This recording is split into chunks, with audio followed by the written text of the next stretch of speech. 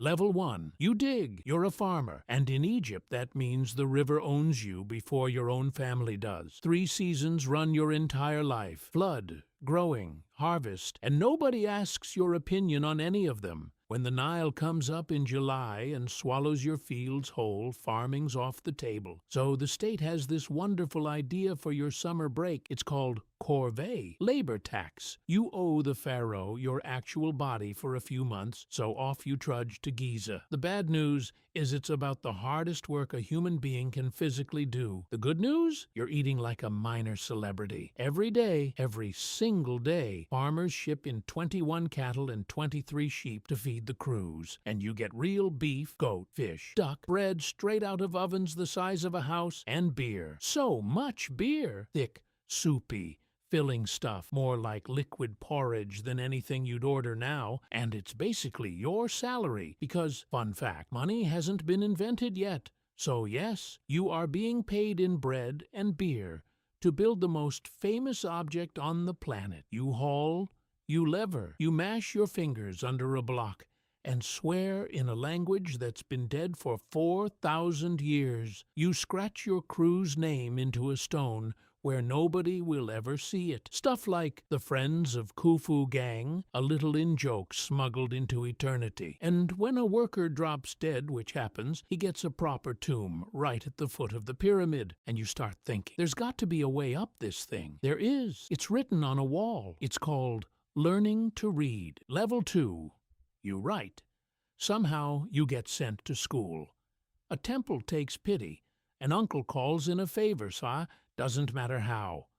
What matters is you've just stumbled into the most exclusive club in the entire country, because maybe 1% of people here can read.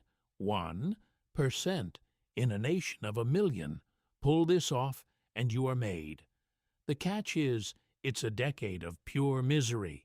You start at 5, 700 plus hieroglyphs to memorize, then hieratic on top of that. To keep you from quitting, they hand you a text to copy called The Satire of the Trades, which, I love this, is basically ancient propaganda that spends its whole length dunking on every other job. The metalworker's fingers are like a crocodile's claws. The fisherman? Eaten by actual crocodiles. The farmer? Hey, that was you a second ago. Gets robbed blind by the tax man. And the scribe? Oh, the scribe just sits in the shade with clean hands and no boss.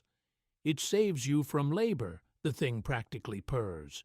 You copy it 100 times, and it works on you, completely. You walk out the other side with a wooden palette, 2 cakes of ink, black for writing, red for corrections, a fistful of reed pens, and you sit down cross-legged, and you never, ever lift a stone again. Level 3. You collect. Here's where it gets ugly, though. Remember the tax man robbing that farmer? That's you now. You're a granary scribe, and you show up at harvest to measure a peasant's grain and take the Pharaoh's slice off the top. You are the boot. And not that long ago, you were the neck under it. You count everything: cattle, grain, gold, soldiers, jugs of beer. If it exists in Egypt, some scribe wrote it down, and more that scribe is you. Best part? You're exempt from the corvée now. No more flood season marching. Enjoy the sit-down hours, commoners. Your hands are soft. Your belly's full. You've climbed so far out of the mud you can barely make it out down there anymore. And that's exactly when they notice you. Level 4. You govern. You're too sharp with the numbers, too smooth with the officials, and one day a nomarch, that's the governor of a province, pulls you into his household. Now you're an administrator. You've got linen so fine it's honestly a little theatrical. You own land. You've got servants who were, not so long ago, the exact thing you used to be. And the banquets. God, the banquets. Beer strained clear as water, roast goose stuffed with figs, harp music, dancers, and everyone in the room very politely not mentioning that half the people carrying the trays will be dead of parasites or plain worn out by 40. That's the trick of climbing, see? The view up here is genuinely stunning. You just can't look down for very long.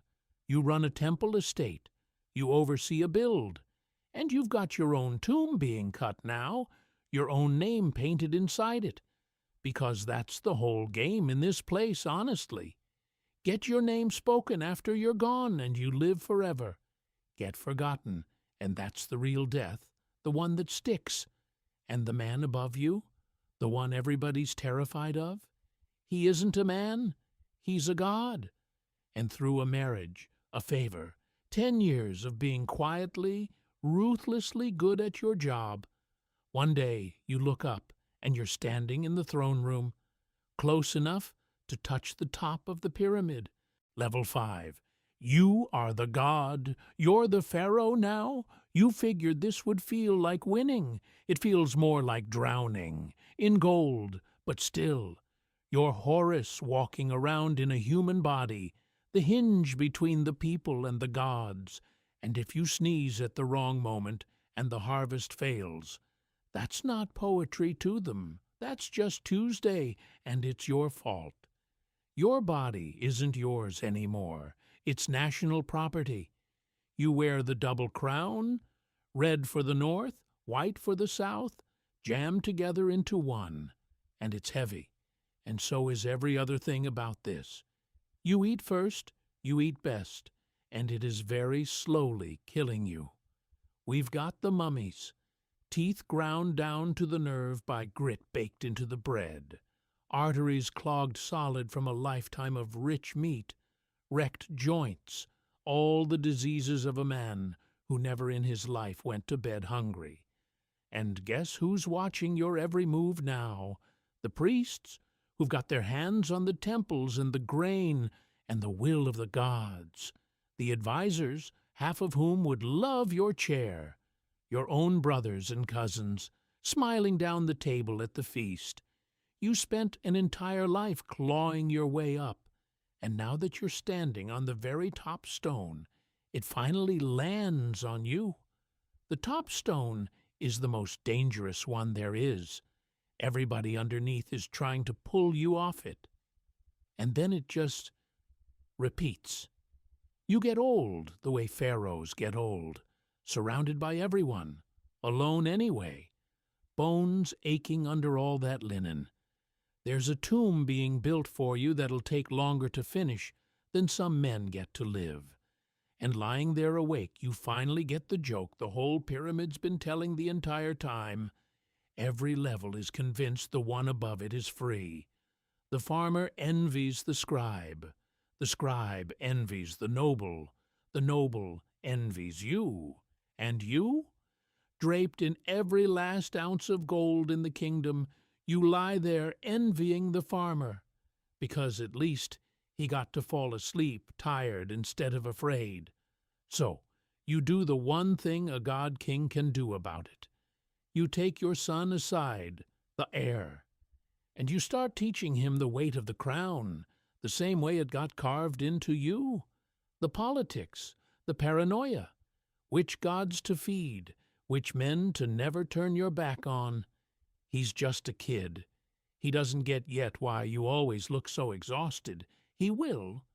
You climbed every stone of that pyramid, mud, then ink, then linen, then gold, just to learn the one thing they carve on nobody's tomb wall.